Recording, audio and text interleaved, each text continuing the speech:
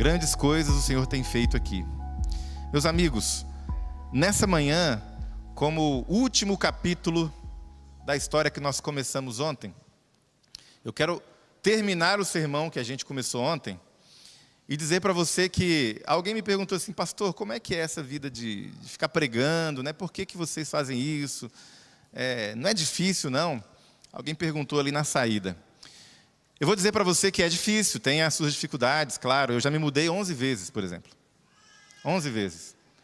A minha filha já teve 11 tipos de coleguinhas. Então, existem dificuldades. Mas é um prazer falar de Jesus, essa é a parte boa. E é um prazer chegar num lugar como esse e descobrir que eu tenho família. Eu tenho irmãos e irmãs, pais e mães. Eu tenho aqui casa. Imagine se eu recebesse a notícia: pastor, tua casa pegou fogo, nem volta para o interior de São Paulo. Gente, eu dormiria hoje ao relento? Teria casa para mim, sim ou não? Então, quando a gente fala que a gente é irmão, isso não é da boca para fora. E é um prazer, é uma alegria, onde a gente vai encontrar uma família, a família de Deus. Ontem nós vimos as marcas de Jesus sobre aqueles que são falhos, aqueles que reconhecem que precisam desesperadamente da sua graça. E hoje nós vamos continuar. Eu peço que você abra a sua Bíblia em Lucas 8, capítulo 8 de Lucas. Jesus revertendo situações que parecem irreversíveis. As marcas de Jesus sobre o medo e o desespero. Medo e desespero. Jesus transforma derrota em vitória, foi o que vimos ontem. As histórias bíblicas são brutalmente reais, personagens reais, não existe romantização de nada. O Senhor nunca fica chocado com a nossa dubiedade, Ele nos conhece, Ele sabe. E quando nós percebemos que somos fracos, aí nós estamos no ponto exato de nos tornarmos fortes. Hoje, Lucas 8, verso 40 em diante, nós teremos mais 3 atos. Ontem a história em 3 atos, hoje mais uma história em 3 atos. Vamos ler a palavra do Senhor. O pedido de Jairo, versículo 40. Quando Jesus voltou, atenção, olhe para mim, contexto. Voltou de onde, pastor? Ele estava em Gerasa, lá onde ele expulsou um demônio de um gerazeno, ou gadareno. E agora ele volta para Cafarnaum, que é uma cidade do outro lado do Mar da Galileia. Ok, continuando. A multidão o recebeu com alegria, porque todos o estavam esperando. E eis que veio um homem chamado Jairo, que era chefe da sinagoga. Atenção, olhe para mim novamente, contexto. O que é a sinagoga, pastor? A sinagoga é uma instituição judaica que surgiu no tempo do exílio, muito provavelmente no tempo do exílio babilônico. Era um lugar, um centro onde os judeus se reuniam para cultuar. Não tinha o templo na época, né? Eles cultuavam na sinagoga, estudavam as escrituras. Era um lugar onde havia religião e educação também. Era uma, digamos, igreja barra escola da época. Era uma instituição muito importante. Abaixo do templo, a instituição mais importante dividia ali a sinagoga, o sinédrio e outras. Mas era extremamente importante. Voltando para o texto. Ele era chefe da sinagoga e, prostrando-se aos pés de Jesus, suplicou-lhe que fosse até a sua casa. Motivo: ele tinha uma filha única, de 12 anos, que estava morrendo. Segura a Bíblia aberta aí. Por quê? Esse homem muito importante, esse homem que tinha uma reputação a zelar, esse homem que se importava muito com a opinião que as pessoas teriam sobre ele, agora está prostrado, e a palavra prostrar-se, o verbo, em grego, gente, é o mesmo para adorar. Um judeu se prostrar diante de outro ser humano, isso não é algo que acontece tão facilmente. Ele viu em Jesus alguma coisa. Ele se prostrou aos pés de Jesus. Sabe o que levou aquele homem a dobrar os joelhos? Uma palavra chamada desespero. O desespero levou aquele homem importante, chefe da sinagoga, a se despojar da sua posição, a se humilhar, ajoelhando-se na presença de outro ser humano, né, que era Jesus. E tem gente que, diante do desespero, nem assim consegue dobrar os seus joelhos. O orgulho é forte. Tem gente que se preocupa demais, tem gente que pensa demais diante do desespero. Mas o desespero pode ser a oportunidade de Deus para dobrar os seus joelhos diante da pessoa certa. Meus irmãos, aqui uma pequena reflexão, tá? A religião mais popular hoje é a religião que coloca Deus de joelhos na frente do ser humano. Vamos pensar aqui 30 segundos. A religião mais popular hoje, que alguns ainda chamam de cristianismo, é uma religião que tem se transformado numa religião onde o ser humano aponta o dedo e dá ordens a Deus. Empurra o Senhor contra a parede e fala: ei, eu não aceito, eu exijo. Mas a religião que coloca Deus de joelhos diante do ser humano é uma religião inútil. A única religião que salva, e tem religião que salva na Bíblia, tá? Tiago fala, a religião pura e verdadeira. Sim, existe uma palavrinha, religião pura e verdadeira. A única é aquela que me coloca de joelhos diante do Rei dos Reis, Senhor dos Senhores. Essa é a única postura correta. Então, às vezes, o desespero, ele coloca tudo em ordem. O homem era importante, chefe da sinagoga, ok, mas a filha dele está morrendo. E diante da morte iminente da sua filhinha, ele não encontra outro jeito a não ser engolir o orgulho e se prostrar diante de Jesus. 12 anos. No começo da vida. E o verbo seguinte diz que, depois de se prostrar, versículo 41, ele suplicou que Jesus fosse à sua casa. Gente, suplicar é uma coisa forte, tá? Não é só você chegar diante de Jesus e falar assim: olha, Senhor, por obséquio, Senhor, porventura conceder-me-ia a grata satisfação de tê-lo em minha casa. Não existe. A súplica é um grito, um brado de desespero. É como se alguém estivesse pedindo socorro. Esse é o peso da palavra suplicar. Uma das traduções possíveis é pedir insistentemente, sem esmorecer, sem desanimar. Ele suplicou: Jesus, vem até a minha casa, minha filha está morrendo. 12 anos, começo da vida, filha única. Se ela morre, a história daquela família acaba. Filha única, se ela morre, a descendência daquele homem se acaba. Mas Jesus de Nazaré está ali. Aquele que é o autor da vida, o doador da vida está ali. E ele é a solução para o problema de Jairo e para o seu problema. Jesus de Nazaré está aqui nessa manhã. O seu problema hoje veio com você? Sim, pastor, veio comigo, entrou por aquela porta o meu problema. Mas o seu problema hoje se deu mal, porque ele se deparou com a solução: Jesus Cristo, Filho de Deus. E hoje a história do seu problema pode encontrar um ponto final. Jesus não conhece o impossível. Segundo ato, volte para a Bíblia. Enquanto Jesus caminhava, as multidões o apertavam. Vamos lá? Lucas 8, versículo 43. A multidão apertando Jesus. Certa mulher que havia 12 anos... Opa, olha para o pastor aqui. Certa mulher que havia 12 anos vinha sofrendo uma hemorragia. 12 anos, uma jovenzinha à beira da morte. Agora aparece uma outra personagem, que há 12 anos está morrendo lentamente. A duração do seu sofrimento, 12 anos. Volte para o texto. Sofrendo de uma hemorragia, havia gastado todos os seus bens com os médicos sem que ninguém a pudesse curar. Veio por trás de Jesus, tocou na borda da capa dele. Logo a hemorragia se estancou. Mas Jesus perguntou: quem me tocou?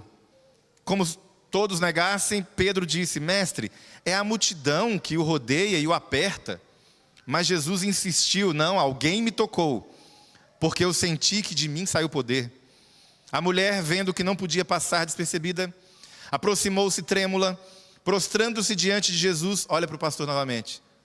Prostrando-se diante de Jesus. Depois do milagre. Jairo se prostra antes do milagre. A mulher se prostra depois do milagre. Volte para o texto, isso é importante. declarou à vista de todo o povo o motivo por que ela havia tocado em Jesus e como havia sido curada imediatamente. Então Jesus lhe disse: filha, a tua fé te salvou, vá em paz. Meus irmãos, são 12 anos sofrendo não apenas uma doença física, um problema biológico. Ela tem o seu fluxo menstrual ininterrupto, há 12 anos. Ela está ritualmente impura de acordo com a lei de Levíticos. Ela não pode tocar em ninguém, ela não pode conviver com ninguém, ela não pode conviver com a própria família. O problema dessa mulher é, socialmente falando, exatamente o mesmo problema de um leproso.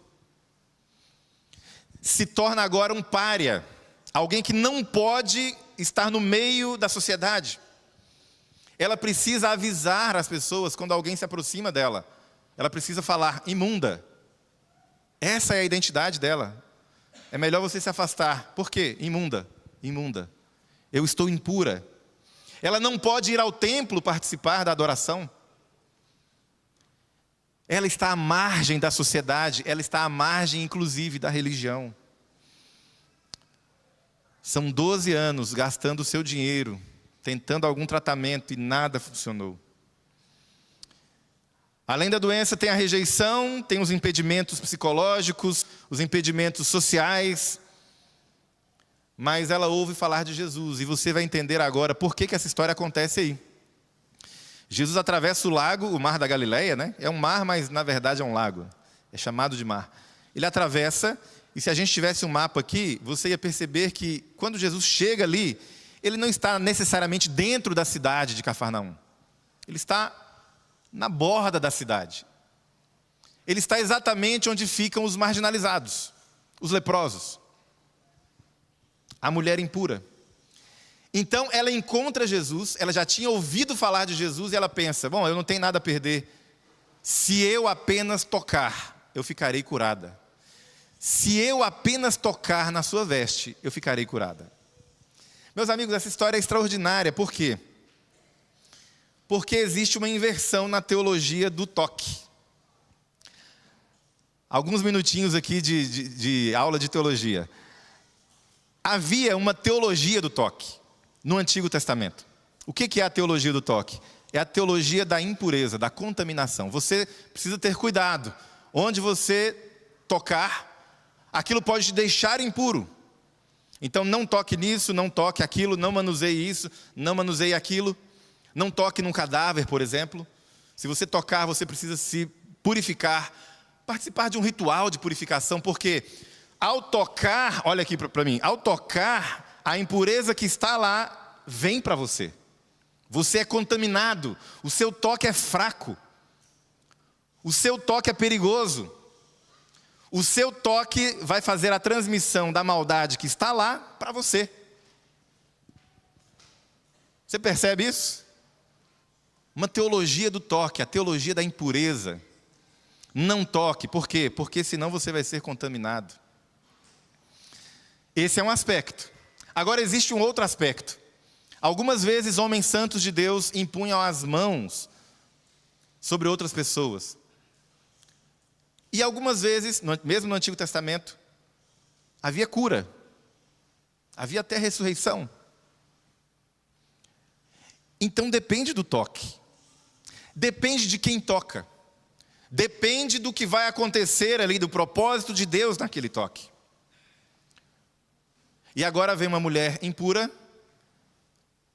que inverte a lógica. Ela podia pensar dentro dessa teologia do toque. Bom, eu vou chegar lá e pedir: Senhor, me toque, que aí eu vou ficar. Não. Ela não inaugurou isso, tá? Ela não foi a primeira. Mas há uma lógica invertida aqui. Ele não precisa nem me tocar. Ele é tão santo e poderoso que basta eu tocar, nem é na mão dele que eu vou tocar. Eu vou tocar onde, gente? Tocar na roupa dele, na bordinha, no fiozinho que os judeus carregam. Eu vou tocar ali. E eu sei que eu ficarei curada. Veja, essa é uma lógica nova. Quem é que acredita nisso? Quem é que ensina isso? Essa mulher aprendeu, sabe com quem? Com algumas pessoas que vieram antes dela. Você não precisa procurar, eu vou ler para você, Lucas 6,19, diz assim, antes dela, tá? Todos da multidão procuravam tocar Jesus, porque dele saía poder e curava a todos. Então, antes dela, alguns já tinham tocado Jesus e sido curados. E ela é esperta, ela é inteligente, e ela pensa, opa, inauguraram aí uma nova técnica, basta tocar. E a cura vem. Gente, Jesus tocou e foi tocado várias vezes na história dos evangelhos. Jesus tocou, um leproso ficou limpo. Jesus tocou um esquife, um caixão e ressuscitou um jovem. Jesus tocava as crianças para abençoá-las. Jesus tocou na orelha do servo do sumo sacerdote e o curou. Mas Jesus também era tocado. Muita gente tocou Jesus e recebeu o que estava esperando. Mas nesse dia, muita gente apertou Jesus. A multidão estava tocando em Jesus, mas nada acontecia. Até que vem o toque especial de uma pessoa. Algo diferente estava acontecendo. Ela sai do isolamento social, ela não pode viver na sociedade mais. Ela toca na multidão, ela abre caminho no meio da multidão. Todas as pessoas que ela tocou agora estão impuras ritualmente. E ela vai empurrando as pessoas e ela vai abrindo o caminho. Ainda bem que ninguém sabia quem era ela. E ela chega até Jesus e dá um leve toque na sua roupa. E Jesus está andando e para. Gente, Jesus sabia quem havia tocado nele, sim ou não? O que você acha? Então por que ele pergunta, quem me tocou? A minha filha, quando era pequenininha, a gente brincava de esconde-esconde. Toda criança brinca de esconde-esconde, né? Mas eu tinha uma técnica, que era assim, ó. Onde será que está a Nina? Onde será que está? Óbvio que eu já tinha visto ela atrás do sofá, né, com o cabeção dela aparecendo ali. Onde será? Vou encontrar. Onde é que está? Gente, é Jesus com uma filhinha falando, onde será que está, hein? Quem será que me tocou? Sabe por quê? Porque quando eu fazia isso com a minha filha, às vezes ela queria me dar um susto. Ela saía de trás do sofá e falava, que susto. Jesus está diante da filhinha dele. Ele chama ela de filha. Quem me tocou? Isso significa, sabe o quê, meu amigo? Onde está você? Onde está você? Eu quero que você se manifeste, eu sei que você está aí. Adão, onde estás? Lembra do Éden? Adão, onde estás? Onde será que está Adão? Onde será que está Eva? Gente, Deus não está escondido da gente. Ele quer ser achado. Ele se revela para a gente. Às vezes, quando era a minha vez de me esconder da minha filha, eu ia atrás da cortina e deixava o pé assim aparecendo, né? Por que eu deixava o pé aparecendo? Por que eu não subia no telhado, entrava lá embaixo do carro? Por que eu não fazia isso? Porque isso é brincadeira de criança, né? O objetivo do esconde-esconde com criancinhas não é você se esconder e ganhar. É você ser achado.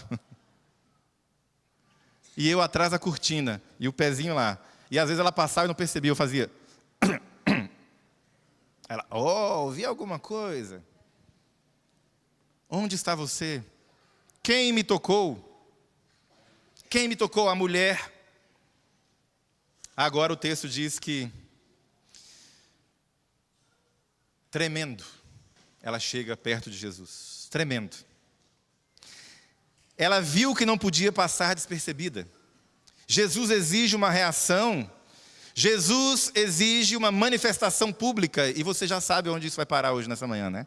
Ele exige uma manifestação pública. Quem é você? Onde está você? E aí ela fala, ela conta, olha, eu fui curada, eu toquei no Senhor. Ela conta toda a verdade, ela confessa. E imagine a reação da multidão, que está ali apertando Jesus, e ela fala, então, Senhor, eu estava doente, hemorragia, impura, imunda, toquei no Senhor, fui curada. Qual será a reação das pessoas? A gente crê no milagre do outro? A gente crê na conversão do outro? Será? Uma vez, como pastor, a gente tem o privilégio de ver muita coisa que Deus faz. Eu já vi gente ser curada várias coisas. Já vi famílias sendo restauradas, casamentos restaurados, filhos que voltaram para casa. Mas uma vez foi interessante, porque na soberania de Deus, Ele me permitiu testemunhar a cura de alguém que era soro positivo, HIV. E muito tempo o pessoal orando, a pessoa foi curada. O Senhor decide o que fazer, né? Mas eu me lembro que quando Ele falou isso e contou para as pessoas, uma boa parte dos que ouviram falavam, amém, glória a Deus. E outros ficaram assim, será? Será? Está aqui o resultado. Você podia fazer outro exame para ver se, né? Quem sabe 2 exames são mais confiáveis, né? Imagina a reação da multidão naquele momento, minha irmã. Então, eu estava impura, só no começo da história, a multidão já se afasta. Ih, rapaz, vou ter que fazer o ritual de purificação. Quem deixou essa mulher entrar? A reação das pessoas. A reação de todos os que foram tocados por ela. Mas ela acabou de confessar diante da pessoa certa, diante de Jesus. Jesus não fica contaminado com o nosso toque, tá? É a gente que é purificado com o toque dele. Quando você leva o seu pecado até Jesus, Ele continua sendo Jesus. Ele continua sendo santo. Ele continua sendo Deus. E ela, trêmula, com medo, chega com medo mesmo. Deixa eu contar uma história para vocês rapidamente. Uma moça chamada Juliane Kopk.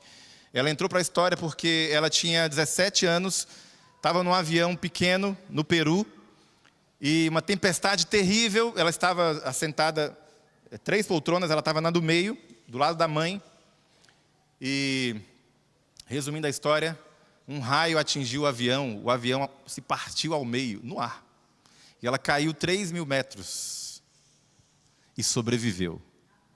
Que é isso, pastor? Vai mandar uma dessa essa hora da manhã? Se você não crê em mim, depois você compra o livro O Dia em que Eu Caí do Céu. Tem filme, tem documentário sobre isso. O banco onde ela estava serviu quase que como um planador. E a floresta amazônica amorteceu a queda. Ela sobreviveu, mas ela se quebrou toda. Clavícula quebrada, perna machucada, ferimentos por toda parte. Interessante que quando ela caiu, ela segurou um pacotinho de doce que a comissária tinha dado para ela. Não largou o doce, nem na queda. E quando ela recobrou a consciência, toda dolorida, ela começou a andar na beira de um rio. Andou 10 dias. O doce acabou, mas tinha água pelo menos. Começou a dar miíase nas feridas, vermes, né? Clavícula quebrada, a perna ferida, os olhos inchados, super inchados, ela mal conseguia enxergar.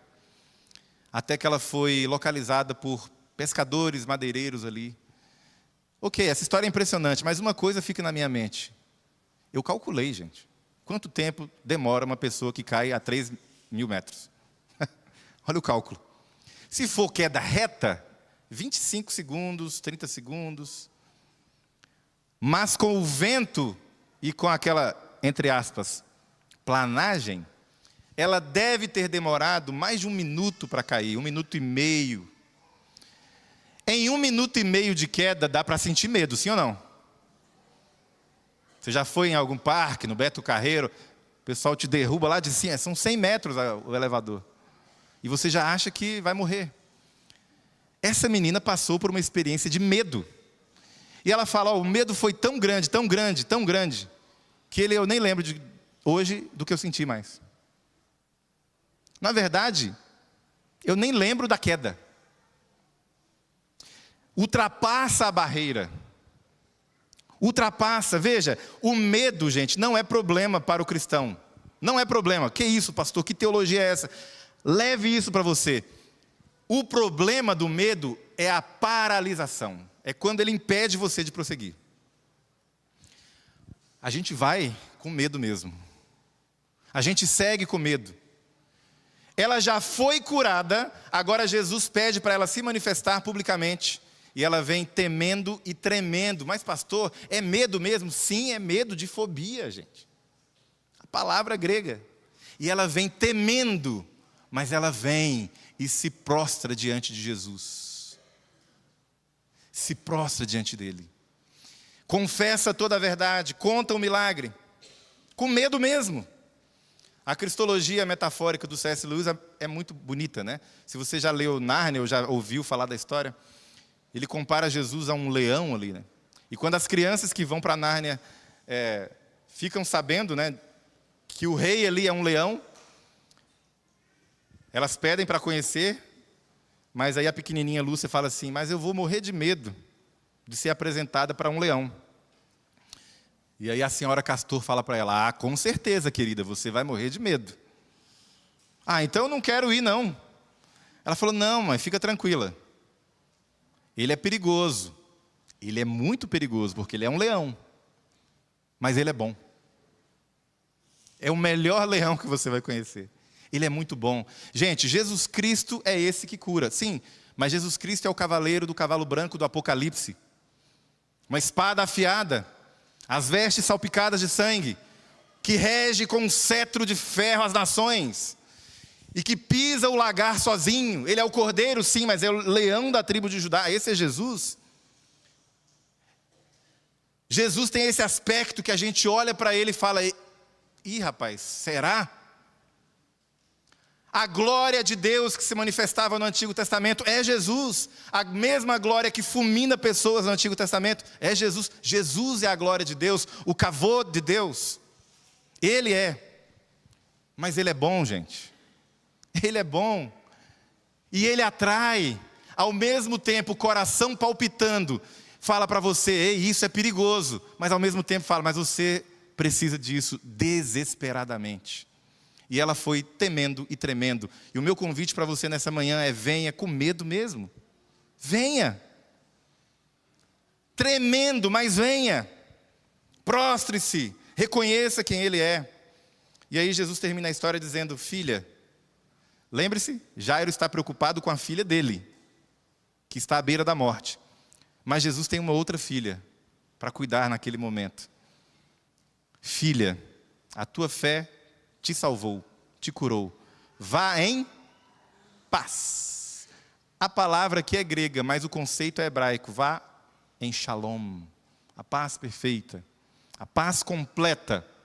Shalom. E eu pergunto para vocês, indo para o final já do sermão: foi ela que tocou Jesus? Ou foi Jesus que tocou essa mulher? O que você acha? Foi ela que encontrou Jesus ou foi Jesus que encontrou essa mulher? E aí o terceiro e último ato. Jairo agora tem uma injeção de ânimo. Volte para o texto para a gente terminar.